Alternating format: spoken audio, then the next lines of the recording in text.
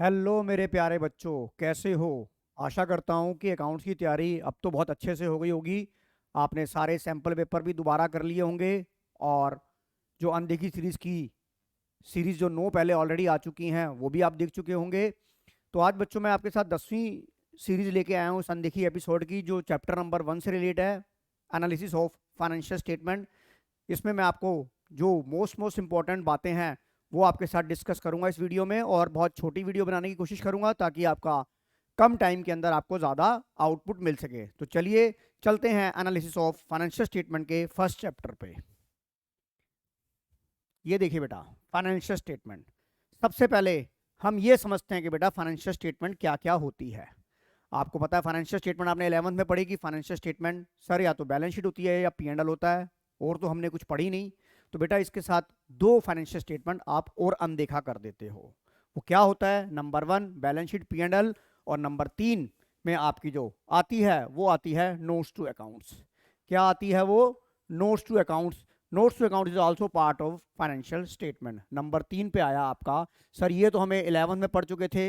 Notes to accounts मेरा third financial statement होती है, और चौथी होती है कैश फ्लो स्टेटमेंट। चौथी होती है कैश फ्लो स्टेटमेंट। आप इसका भी ध्यान रखेंगे, आपका इस पर 1 मार्कर का MCQ आ सकता है। चलिए आगे चलते हैं। आगे चलते हैं फाइनेंशियल स्टेटमेंट। ये जो फाइनेंशियल स्टेटमेंट बनती है बेटा, ये कंपनी एक्ट के अकॉर्डिंग बनती है। कंपनी एक्ट के अकॉर्डिंग बनती है। तो कंपनी एक्ट के किसके अकॉर्डिंग बनती है, इसके ऊपर भी 1 मार्कर का MCQ आ सकता है। The format of the balance sheet prescribed in part 1 of schedule 3। Underline the word part 1 of schedule 3।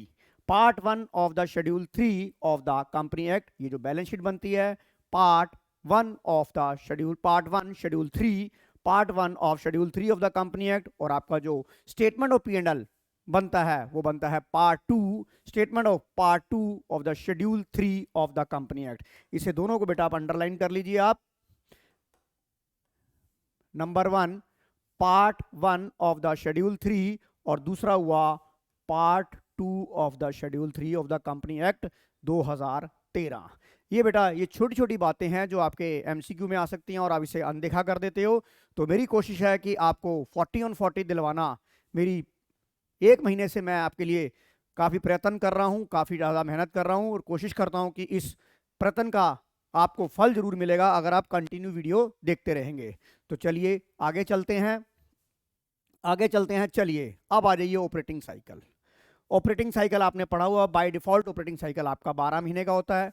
और current assets, non current assets या करंट लायबिलिटी या नॉन करंट लायबिलिटी को डिसाइड करने के लिए ऑपरेटिंग साइकिल का बहुत बड़ा रोल अदा है। तो इसके ऊपर मैं आपके साथ एक सवाल करवाता हूं, आपको तब समझ में आएगा। हमें करंट एसेट्स की हमने डेफिनेशन पढ़ी। Current asset, those asset which converted into the operating cycle is called current assets. तो आप ये देखिए, मैं एक आपको छोटा सा एग्जांपल लेके चलता हूं। छोटा सा यहाँ पे एग्जांपल लेके चलता हूं जिसकी हेल्प से आपको ये समझ आएगा। ये देखिए, यहां पर मैं कहता हूं ऑपरेटिंग साइकिल,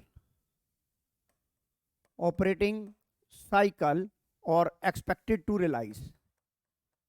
एक ही 2-3 एग्जांपल से समझ में आ जाएगा। Expected to realised.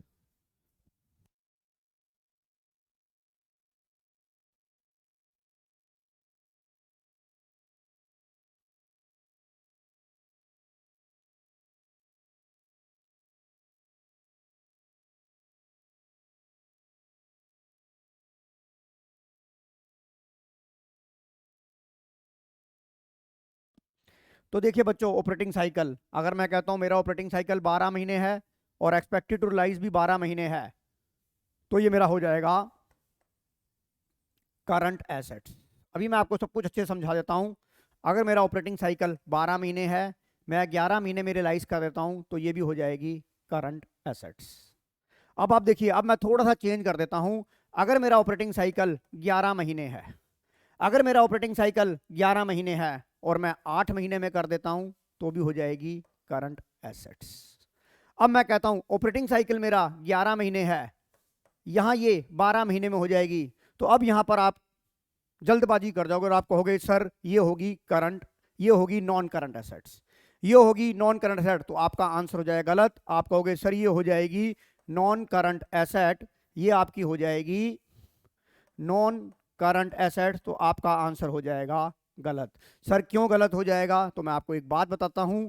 अगर आपका ऑपरेटिंग साइकिल 12 महीने है तो कोई प्रॉब्लम नहीं। अगर आपका ऑपरेटिंग साइकिल 12 महीने से नीचे चला जाता है, मैं दोबारा बोलना चाहूंगा कि अगर आपका ऑपरेटिंग साइकिल 12 महीने से नीचे चला जाता है तो आप 12 महीने के हिसाब से अपने करंट एसेट्स और नॉन करंट एसेट्स को कैलकुलेट करेंगे। यानी कि अगर आपका ऑपरेटिंग साइकिल आपका 12 महीने से नीचे चला गया पर एक्सपेक्टेड रिलाइज आपका 12 महीने है तो भी ये हो जाएगा करंट एसेट्स। मैं कहता हूं अगर आपका ऑपरेटिंग साइकिल 10 महीने है और आपका 11 महीने में रिलाइज हो जाता है तो भी हो जाएगा करंट एसेट्स। अगर मैं कहता हूं ऑपरेटिंग साइकिल आपका 10 महीने है और यहां पर ये 13 महीने हो जाता है, यहां पर अगर ये 13 महीने हो जाता है तो ये हो जाएगा नॉन करंट एसेट्स। ये हो जाएगा नॉन करंट एसेट्स। अगर आपका ऑपरेटिंग साइकिल 12 महीने से नीचे चला जाता है पर एक्सपेक्टेड रिलाइज 12 महीने के हिसाब से आप कैलकुलेट करेंगे। और इसके अपोजिट में अगर आपका ऑपरेटिंग साइकिल 12 महीने से ऊपर चला जाता है, जैसा मैं कहता हूं आपका ऑपरेटिंग साइकिल मान लो हो जाता है 13 महीने, आपका ऑपरेटिंग साइकिल हो जाता है 13 महीने और एक्सपेक्टेड टू रिलाइज आपका 12 महीने रहता है, एक्सपेक्टेड टू रिलाइज तो ये तो हो जाएगा करंट। अगर आपका ऑपरेटिंग साइकिल 13 महीने हो जाता है और आपका 14 महीने में एक्सपेक्टेड टू रिलाइज हो जाएगा तो ये हो जाएगा आपका नॉन करंट एसेट्स। यानी कि अगर सिंपल भाषा में बोलूं कि अगर आपका ऑपरेटिंग साइकिल 12 महीने तो कोई प्रॉब्लम नहीं, अगर 12 से नीचे चला जाता है तो 12 के हिसाब से कैलकुलेट करना है, और अगर 12 से ऊपर चला जाता है तो आपको उसका डायरेक्ट रिलेशन देना है कि अगर ऑपरेटिंग साइकिल 13 महीने है, 13 महीने में होगा तो करंट, 13 महीने है ऑपरेटिंग साइकिल एक्सपेक्टेड रिलाइज 14 महीने हो जाएगा तो वो हो जाएगा नॉन करंट। आई थिंक बच्चों ये समझ आ गया होगा। आप कमेंट बॉक्स में बताइए कि ये चीज़ आपको समझ आई कि नहीं आई, और ये बहुत बहुत इंपॉर्टेंट कॉन्सेप्ट है जो आप नहीं देखते हो। चलिए हम आगे चलते हैं। ये देखिए, अब मैं आपके सामने कुछ इंपॉर्टेंट आइटम्स लेके आ रहा हूं जो कि एग्जामिनेशन पॉइंट ऑफ व्यू से बहुत ही इंपॉर्टेंट है। Number 1 loose tools. आप इसे अपनी कॉपी में भी राइट डाउन कर सकते हैं, याद कर सकते हैं। बहुत मोस्ट इंपॉर्टेंट आपके पास ये आइटम लेके आया हूं मैं। Loose tools, main head current assets, inventory, stores and spare, current assets, inventory, call in advance, current liability, sub head other current liability, calls in arrear, subscribe capital, deduct subscribe capital but not fully paid up, goodwill, non current assets, property plant and equipment, fix asset, intangible assets, mature debenture, current liability, other current liability. आप इसे copy में बेटा note कर सकते हो आप। और आगे चलिए, ये आपने नोट कर लिया होगा बेटा, नोट कर लो कॉपी में। बहुत ही इंपॉर्टेंट आइटम्स मैं आपके साथ डिस्कस कर रहा हूं। अगली देखिए, interest due on calls in arrear, interest due on calls in arrear, current assets, other current assets, propose dividend, contingent liability, notes to accounts, unpaid dividend, current liability, other current liability, premium on redemption of debenture, non current liability, other non current liability.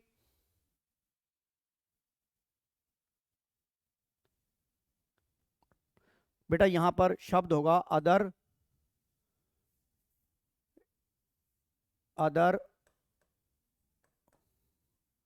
Long term liability, शायद misprint हो गया वहां पर।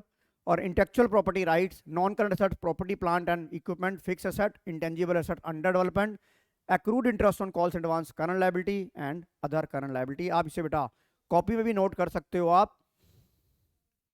ये बहुत ही important मैंने आपको आइटम बताई हैं।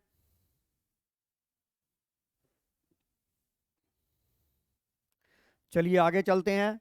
अब आ जाइए, ये आइटमें जो हैं स्टेटमेंट ऑफ P&L की हैं। स्टेटमेंट ऑफ P&L में सेल ऑफ स्क्रैप, आपको लगेगा sir sale of scrap other income में आएगा। नो, सेल ऑफ स्क्रैप आएगा रिवेन्यू फ्रॉम ऑपरेशन। किस में आएगा सर? आरएफओ मतलब रिवेन्यू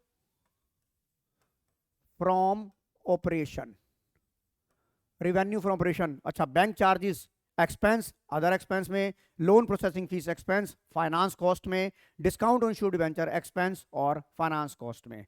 अब यहां पर एग्जामिनर आपको कैसा सवाल पूछ सकता है? देखिए, अब ये इंपॉर्टेंट पॉइंट आप अपनी कॉपी ले लीजिए, पेन ले लीजिए और ये नोट कर लीजिए। हो सकता है ये स्टेटमेंट ट्रू फॉल्स में आ जाए या आपको फिलिंग द ब्लैंक्स में आ जाए। Bank charges note shown under the finance cost. आपसे पूछ सकता है कि बैंक चार्जेस कहाँ आता है। बैंक चार्जेस जो होते हैं वो फाइनेंस कॉस्ट नहीं होते। आपके दिमाग में ये अनदेखा होता है कि बैंक फाइनेंस मतलब बैंक, बैंक मतलब फाइनेंस। तो जो बैंक चार्जेस है वो बैंक के रूटीन एक्सपेंस के लिए वो बैंक चार्ज लगाता है, जैसे कि आप चेकबुक इशू कराते हैं, इस तरह के जो खर्चे होते हैं वो फाइनेंस कॉस्ट नहीं होते, वो खर्चे होते हैं आपके अदर एक्सपेंसेस। तो आप ये नोट कर लीजिए कॉपी में, बैंक चार्जेस मैंने बहुत बड़ा बड़ा लिखा है, bank charges not shown under finance code but shown under other expenses. बेटा आप इसे नोट कर लीजिए। तो देखिए इस वीडियो भी लेंथ जो है वो 10 मिनट में मैंने आपको चैप्टर 1 की भी मेन बातें आपके साथ डिस्कस कर ली हैं।